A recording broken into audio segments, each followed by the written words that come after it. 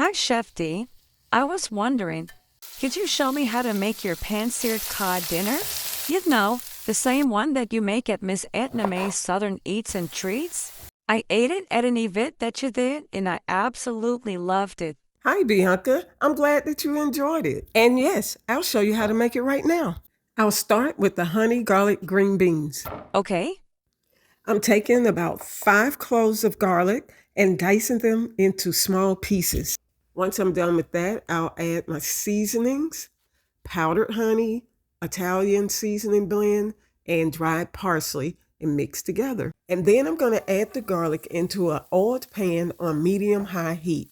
And you know what? I normally don't like garlic, but this was so good. Well, that's because with garlic, you need to know what food it pairs with best, as well as the cooking method that works best.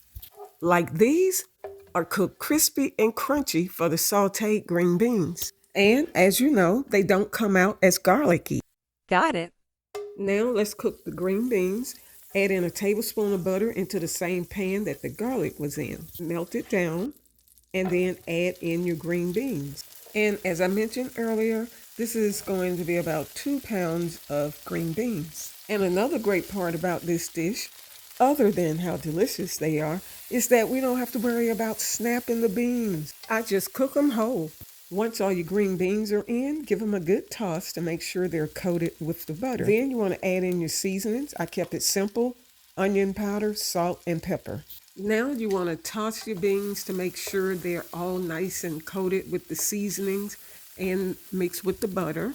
And continue to toss every few seconds for about the first 45 seconds to a minute. Now I'm adding in a few drops of water to create steam.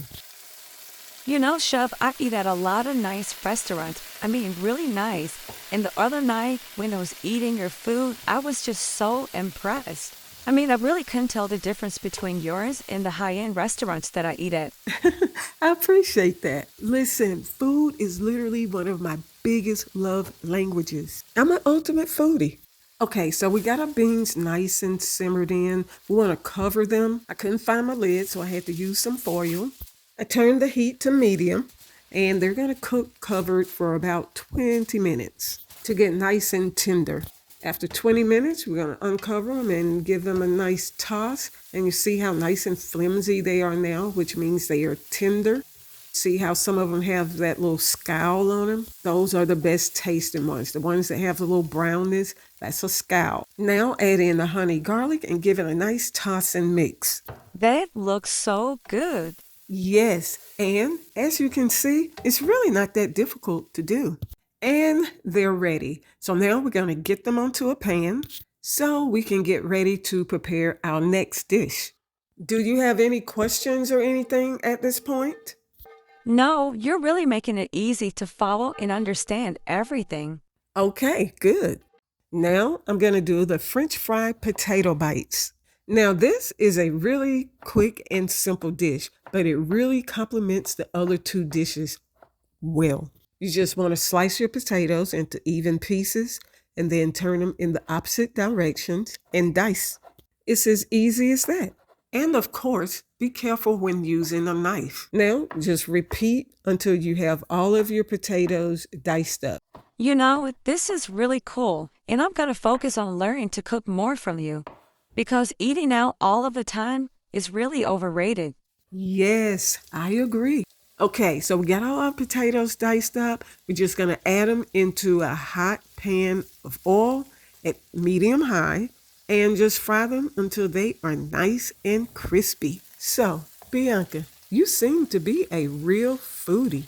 Oh, absolutely. And that would be nice to be able to have the option to cook the way I love to eat without having to go out if I don't feel like it or having to spend money.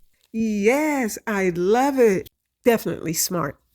The potatoes are ready, and I've taken them out of the oil for seasoning. You want to make sure, of course, that these stay spread out as much as possible so they can cool off without getting soggy. Now for our main attraction, the cod. Are you ready? I am. Okay, I'm going to cut my 1 pound cod fillet into 3 pieces. And then I have my amazing Miss Edna Mae's premium seafood seasoning. And I want to make sure that I get a generous amount of the seasoning on each piece. And by generous, I mean just make sure that you can't see any of the white part of the fish. Okay, got it. Next, I'm drizzling on some extra virgin olive oil.